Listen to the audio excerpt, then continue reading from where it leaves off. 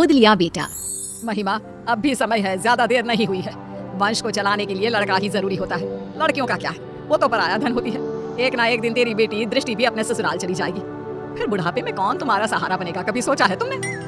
Mummy जी, मैं आपकी बात समझ रही हूँ, लेकिन किसी दूसरे के बेटे को हम कैसे अपना ले भला? जिस किसी भी बच्चे को हम गोद लेंगे, उसकी रगों में तो किसी दूसरे का ही खून होगा ना, और मैं दूसरे के बच्चे को पाल नहीं सकती। हाँ माँ, महिमा ठीक कह रही है। वैसे भी दृष्टि अब 8 साल की हो चुकी है, सब समझने लगी है वो भी। अगर हम बच्चा गोद ले भी लेते हैं तो हो सकता है कि कल को वो भी उस बच्चे को एक्सेप्ट ना कर पाए। अरे वो सब तुम समय पर छोड़ो, समय के साथ साथ उसे भी सब समझ में आ जाएगा। वसुंधरा अपनी बेटी बहू को रोजाना यही बात बोलती, जिसे गिरीश और महिमा नजरअंदाज करते रहते। फिर एक दिन, तुम लोगों को पता है, वो जो हमारे पड़ोस में विमला रहती थी ना, जिसकी सिर्फ 2 बेटियां थी, आज उसकी बंद कमरे में लाश मिली है। जानती हो, उसकी सास ने भी उसे समझाने की बहुत कोशिश की थी कि किसी लड़के को गोद ले आए, लेकिन उसने अपनी सास की एक ना सुनी। और देखो, आज कंधा देने वाला भी कोई नहीं। वसुंधरा की बातों का गिरीश और महिमा पर इतना ज्यादा असर पड़ता है कि वो तुरंत बच्चे को गोद लेने का फैसला करते हैं। तकरीबन 3 घंटे की प्रक्रिया के बाद गिरीश 6 साल के हर्ष को संग लेकर घर पहुंचता है। आप यही चाहती थी ना माँ कि हम एक लड़के को गोद ले आए? तो देखिए, ये रहा हमारा हर्ष। ये तो तुमने बहुत अच्छा किया बेटा। अब एक काम करते हैं, कल कुछ पंडित को बुलाकर इसका शुद्धिकरण करा देते हैं। शुद्धिकरण? ये क्या होता है? अरे बेटा, अभी तेरी रगों में किसी और का खून है, जिसके बारे में हमें कोई खोज खबर भी नहीं है, इसलिए तो अशुद्ध है। कल जब तेरा शुद्धिकरण हो जाएगा, तब तो इस घर का वारिस बन जाएगा। तो क्या कल आप इंजेक्शन लगाकर मेरे शरीर से खून निकाल लेंगे? अरे नाना बेटा, ऐसा कुछ नहीं होगा। हाँ, मुझे पता है ऐसा ही होगा। मैंने पढ़ा था, खून के शुद्धिकरण को डायलिसिस कहते हैं। इसके जरिए जो हमारे शरीर में गंदा खून होता है, वो निकाल देते हैं। हम लोग भी तो मेरे साथ यही करोगे ना? हर्ष की मुंह से इतनी छोटी सी उम्र में इतनी बड़ी बड़ी बातें सुनकर सभी दंग रह जाते हैं। आप कहाँ से लाए हो इस बच्चे को, जो इस उम्र में इतनी बड़ी बड़ी बातें कर रहा है? कहाँ था कोई मासूम सा बच्चा लाना? ये अभी सिर्फ 6 साल का है। अगर मैं इससे भी छोटा बच्चा लाता तो तुम्हें पता ही है, छोटे बच्चों के साथ कितनी दिक्कतें होती हैं। हाँ, लेकिन आपको यही बच्चा मिला जो इस उम्र में इतना कुछ समझता है। उससे तो आगे भगवान ही बचाए। मैं दृष्टि के पास जा रही हूँ, आप संभालिए इस शैतान। अगले दिन पंडित को बुलाकर शुद्धिकरण की पूजा भी करा दी जाती है, लेकिन उसके बाद भी घर का कोई भी सदस्य उसे अपना नहीं पाता। वो घर में सजावट के लिए बड़ी किसी चीज की तरह था। इसी तरह 1 साल बीत जाता है। समय के साथ साथ हर्ष को भी अपनी और सौम्य की तरफ समझा जाता है। अब दृष्टि 9 की और हर्ष 7 साल का हो चुका होता है। दृष्टि बेटा, मैंने तुम्हारे लिए एक साइकिल खरीदी है। अब तुम्हें स्कूल बस से जाने की कोई जरूरत नहीं है। थैंक यू पापा। पापा, मेरे लिए भी आप एक साइकिल खरीद लीजिए। स्कूल बहुत दूर है, मैं आने जाने में थक जाता हूँ। अगर स्कूल इतना ही दूर है तो बस से जाने की कोई जरूरत नहीं है। घर पर बैठ जाओ, मेरे पास इतने पैसे नहीं कि अब तुझे भी साइकिल खरीद कर दे सकूं। हर्ष मुंह लटका के वहां से चला जाता है। तुम लोग क्यों उसे अपना नहीं पा रहे हो? आखिर कब तक ऐसे ही उसके साथ सौतेलापन का व्यवहार करते रहोगे? दृष्टि की तरह वो भी तुम लोगों का बेटा, बुढ़ापे में वही तुम्हारा सहारा बनेगा। और प्लीज, आपके कारण ही हम इस नवारिस को उठाकर घर लाए हैं। इससे आगे हम और कुछ नहीं कर सकते। ऐसा तो तुम उसकी जिंदगी बर्बाद कर रहे हो बेटा। अगर आपको ऐसा ही लगता है तो छोड़ आइए इसे वहीं जहाँ से ये आया था। इंसानियत कहाँ मर गई? जब से आया है तब से लेकर आज तक तुमने उसे कभी एक बाप का प्यार नहीं दिया। जरा सा भी तरस नहीं आता तुम्हें उस पर। माँ प्लीज, ये सब बातें आप मुझसे नहीं करो तो बेहतर होगा। 2 दिन बाद आज हर्ष बहुत खुश होता है और उछलते हुए अपनी माँ के पास आता है। माँ, मेरा रिजल्ट आ गया। देखिए, मैंने अपनी पूरी क्लास में टॉप किया है। तू मुझे क्यों माँ बुला रहा है? मैं तेरी माँ नहीं हूँ, समझा? अरे क्यों डांट रही है बच्चे को? माँ ही तो है तू उसकी। सगी माँ नहीं हूँ मैं इसकी, जो ये इस तरह बार-बार मुझे माँ माँ बुलाता रहता है। ये सगी माँ कौन होती है? क्या माँ भी कभी सगी और पराई होती है? लो, फिर शुरू किया। माँ जी, आपने ना इसे बहुत सर पर चढ़ा रखा है। अब आप ही संभालिए इसे। दृष्टि स्कूल से आती होगी, मुझे उसके लिए खाना भी बनाना है। इतना कहकर महिमा वहाँ से चली जाती है। दादी, कोई मुझे प्यार क्यों नहीं करता? सब दीदी से ही क्यों प्यार करते हैं? अरे नाना बेटा, ऐसी कोई बात नहीं है। दृष्टि बड़ी है ना, इसलिए बस सबको उसकी फिक्र लगी रहती है। फिक्र और प्यार दोनों में अंतर होता है दादी। मम्मी पापा ना तो मेरी फिक्र करते हैं और ना ही मुझसे प्यार। 7 साल के बच्चे की ये बातें सुनकर वसुंधरा खामोश खड़ी रह जाती है। उसे समझ में नहीं आता कि वो बोले भी तो क्या। इतने में ही वहाँ दृष्टि भी आ जाती है। मम्मी पापा मुझसे प्यार इसलिए करते हैं क्योंकि मैं उनकी सगी बेटी हूँ, और तुम्हें तो वो अनाथालय से उठाकर लाए हैं। दृष्टि, कितनी बार समझाया है, इस तरह बात नहीं करते। छोटा भाई है वो तुम्हारा। ये मेरा कोई भाई नहीं है।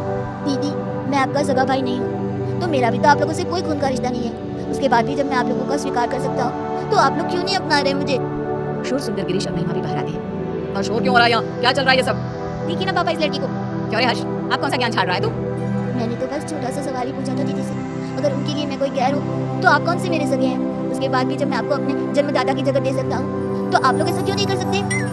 हर्ष के इन सवालों से पूरे घर में सन्नाटा छा जाता है। वसुंधरा अपने आंसू पोंछते हुए गिरीश और महिमा से सवाल करती है। आप क्यों चुप हो तुम लोग? जवाब दो ना इस बच्चे के सवाल का। हर्ष के सवालों का किसी के पास कोई जवाब नहीं होता। गिरीश और महिमा बिना कुछ बोले अपने रूम की तरफ चले जाते हैं। ये लड़का तो जरूरत से ज्यादा ही तेज है। कहीं हमने इसे गोद लेकर कोई गलती तो नहीं कर दी? अगर ऐसा ही रहा तब तो ये हमारी बेटी का हक छीन लेगा और पूरी प्रॉपर्टी हड़प लेगा। तुम सही बोल रही हो महिमा, हमें जल्दी से इस लड़के का कुछ करना होगा। ये हमारी बेटी के लिए खतरा हो सकता है। अगले दिन, हर्ष बेटा कहाँ हो? चलो आज हम तुम्हें कहीं बाहर घुमाने ले चलते हैं। सच में माँ, हम घूमने जा रहे हैं? हाँ बेटा, जल्दी से तैयार होकर आ जाओ। हर्ष भागते हुए अपने रूम में तैयार होने जाता है। थोड़ी देर बाद वो तैयार होकर बाहर आता है, जहाँ गिरीश और महिमा उसका इंतजार कर रहे होते हैं। मम्मी पापा, हम कहाँ जा रहे हैं? आज हम तुम्हें मेला दिखाने के लिए लेकर जा रहे हैं। कल तुम्हारे सवालों ने हमारी आंखें खोल दी, इसलिए अब हम तुम्हें अपने सगे बेटे जितना ही प्यार देंगे। हर्ष ये सब सुनकर बेहद खुश हो जाता है। उसे लगने लगता है कि अब उसके बुरे दिन जा चुके हैं, लेकिन उसे कहाँ पता था कि उसकी किस्मत में आखिर आगे क्या लिखा है। वे सब मेले में पहुंच जाते हैं। हर्ष बेटा, झूला झूलोगे? हाँ मम्मा, मुझे झूला झूलना बहुत पसंद है। ठीक है, तुम जाकर झूला झूलो, हम लोग तुम्हारा यही इंतजार करते हैं। हर्ष चला जाता है। यही अच्छा समय है, अब हम घर चलते हैं, इसका काम तो हो गया। सही कहा तुमने, मेला घर से इतना दूर है कि ये वापस लौटकर कभी नहीं आ पाएगा। गिरीश और महिमा वहाँ से चले जाते हैं। हर्ष जब वापस लौटता है तो उसे वहाँ कोई नजर नहीं आता। वो पागलों की तरह अपने परिवार वालों को ढूंढता है। कुछ घंटे ढूंढने के बाद जब उसे कोई नहीं मिलता तो उसे सब समझ आ जाता है। अब वो करता भी तो क्या, न घर का पता मालूम था, ना ही कोई फोन नंबर। थक हार कर वो वहीं बैठ जाता है। तुम दोनों तो हर्ष को मेले पर लेकर गए थे ना, इतनी जल्दी वापस आ गए, और हर्ष कहाँ है, कहीं नजर नहीं आ रहा। माँ वो अपने पुराने दोस्तों से मिलने की बहुत जिद कर रहा था, तो हम उसे अनाथ आश्रम छोड़कर आ गए हैं। कुछ दिन के बाद आ जाएगा, आप परेशान ना हो। वसुंधरा को दाल में कुछ गड़बड़ लगती है, लेकिन वो कुछ नहीं कहती और सीधे अपने रूम में चली जाती है। महिमा, माँ को इसके बारे में कुछ पता नहीं चलना चाहिए। महिमा सिर हिलाकर हाँ कहती है। एक हफ्ता बीत जाने के बाद भी जब हर्ष वापस नहीं आता, तब वसुंधरा अपना फोन उठाकर हर्ष के दोस्तों को फोन करती है, जिससे उसे पता चलता है कि हर्ष तो कभी अनाथ आश्रम गया ही नहीं था। गुस्से से आग बबूला होकर वसुंधरा गिरीश और महिमा के कमरे में जाती है। हर्ष तो अनाथ आश्रम गया ही नहीं, फिर तुम लोगों ने मुझसे झूठ क्यों बोला? कहाँ है मेरा पोता, बताओ मुझे। माँ जी, वो आपका पोता नहीं है। मुझे सिखाने की जरूरत नहीं है, जितना पूछा है सिर्फ उतना ही जवाब दो। माँ, वो हम लोग हर्ष को उस दिन मेले में ही छोड़कर आ गए थे, हमें नहीं पता कि अभी वो कहाँ है। क्या? उस छोटे से बच्चे को तुम मेले में ही छोड़कर आ गए, ये जानते हुए भी कि वो अभी सिर्फ 7 साल का है। बेचारे किस हाल में होगा वो मासूम। तो और क्या करते मम्मी जी, उसका ठेका थोड़ी ना ले रखा है हमने। हम क्यों भला किसी और के बेटे के लिए अपनी बेटी का हक मारे? इस घर परिवार और हमारे प्यार पर सिर्फ दृष्टि का हक है। अगर ऐसी ही बात है तो मैं तुम्हें याद दिला देती हूँ कि तुम भी कोई मेरे सगे बेटे नहीं हो। ऐसे ही किसी अनाथ आश्रम से मैं तुझे लेकर आई थी।